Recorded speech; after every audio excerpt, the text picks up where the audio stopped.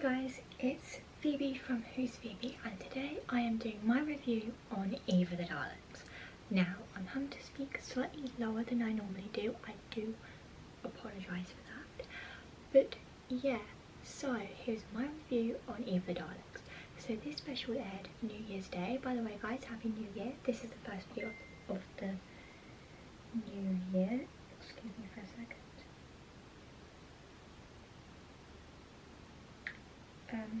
But yeah, so Eve of the Daleks, wow, an amazing episode. I loved it. It was a time loop episode, which is usually it's really hard to keep track, but it's one way of keeping the budget down, which is just fantastic. It's one way of keeping the budget down. I kind of liked it. It was a very initiative way of bringing the Doctor and Yaz together, because there is a moment when Dan realises that Yaz has a thing for the Doctor, and it's just so lovely to see that play out. By the way guys, I am currently filming this at 12:07 at night. Like, yeah, that's how late it is, because I was going to film it today, but then I had stuff going on.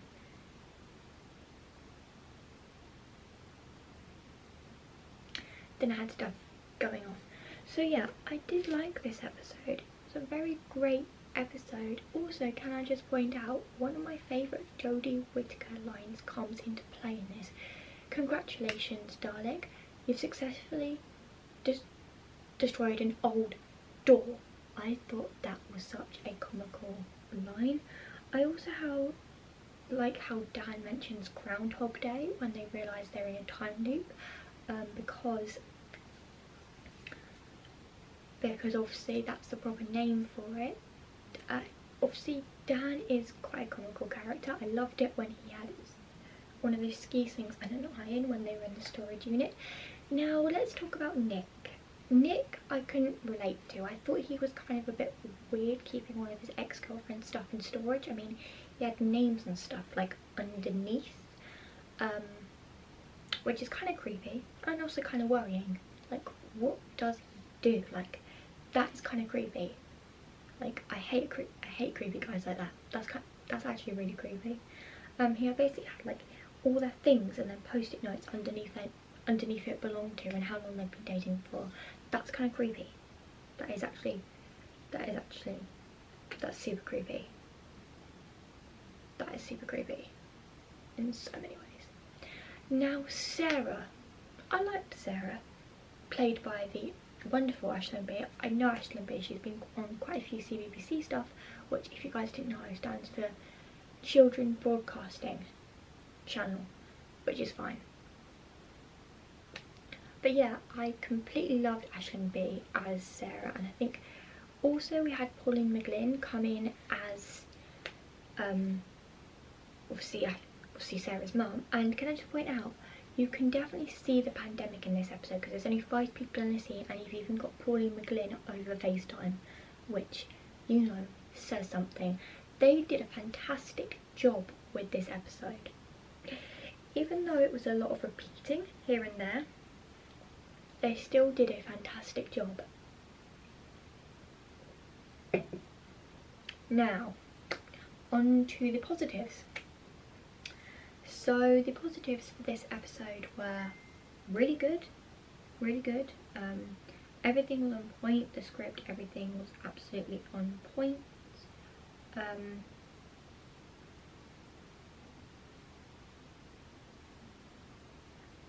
Everything was on point, pretty much.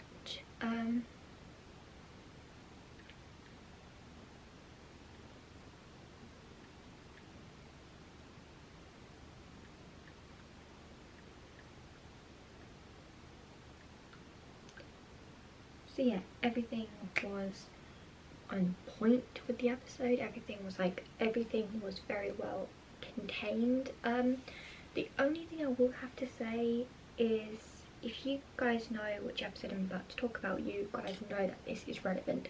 So this episode 42, where the Doctor and Martha are just running up and down a spaceship corridor, this is what Eve of the Daleks reminds me of. I'm sorry, it just does. It's Chibnall's writing and low budget stuff that doesn't do me any favours, because it makes 42 look good. It makes Eve of the Daleks look great, but it makes 42 look bad. Because obviously, if you guys know, Chibnall's first ever Doctor Who script was 42, and that was just him making the characters run up and down corridors, and this was running up and down a warehouse corridor. This was running up and down warehouses corridors, which, as much as I like the initiative, I just thought it lacked. As much as I like the initiative, I just thought it reminded me a bit too much of the episode 42, you know, with him all running up and with the Doctor, Yaz, Dan, Sarah and Nick. At least this time the characters are memorable. In 42, I'll do a review on that at some point. I'll probably do that as like a compare Eve to the Daleks to 42 at some point. But in 42 he didn't make the supporting characters memorable. In this one he did. In this one he made Sarah and Nick, which is quite easy, memorable characters this time, which is really good. So yeah, he made memorable side characters, which I do really appreciate. But the only downside I have to say about this episode is it was literally just the Doctor, Yaz, Dan, Sarah and Nick all running up and down a warehouse. That was all it was. It reminded me too much of 42. Anyway, back on to the positives. I liked the use of the Daleks in this episode. There weren't too many Daleks, which I don't think Chibnall ever did it. The only issue I will say is that this is the Dalek trilogy. You've had Resolution of the Daleks, and now Eve of the Daleks. So, you know, make of that what you will. I definitely liked the characters in this. The Yaz and Doctor love storyline, I know you guys are going to hate me for saying this, I'm not a massive fan, because as you guys know, last year I did a video ranting about why Chibnall shouldn't do another companion love story, and I just don't feel like Chibnall has got that. But there is something about this particular relationship I like. It's slow moving. It's how you should do a Doctor Who love story. It's like how you should do one without too much pressure. And Dan sees it for how it is with Yaz. Like when they've got a moment, like the Doctor, like Dan questions Yaz about it. Now the only thing I will say about this episode is that Yaz was awfully mean to Dan. Like when the Dalek was like, "Oi, the inferior human is right," Yaz goes, "Pretty smart Daleks" to Dan, and I just thought that was a bit like, you know, like, what? That doesn't sound like Yaz.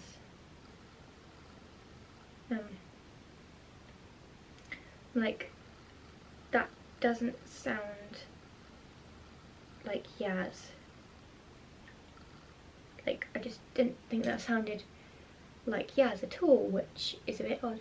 But the Doctor, but Jodie Whittaker, I definitely think that alongside Flux, this is probably one of her best performances as the Doctor. She was on point with the Doctor. She was on point. I like how it was a time loop. I thought that element was great. Like, she was on point. Like, Jodie Whittaker was on point with this. And I was like, that's actually a really great performance from Jodie Whittaker herself. I'm like, oh my god. So when I watched this, it was really... The bit I didn't see coming was the Dr. Yaz and Dan getting exterminated at the very beginning. I was like, what? I was like, what the hell? So yeah, I definitely think that Eve of the Daleks is probably really good. But also what I liked about it is it mentioned the Flux storyline. It kind of carries on from the Flux, that it was a Dalek war fleet that the Doctor destroyed, and not, so the Doctor didn't actually wipe out all of the Daleks with the Flux. She just kind of wiped out a war fleet, which is an interesting element to go, I will admit that. Also what I liked is that the Daleks were there to execute her. The Daleks were there to execute the Doctor. They weren't there to execute the other people. They were there to execute her. I also apologise if my phone keeps going off. People keep texting me asking me.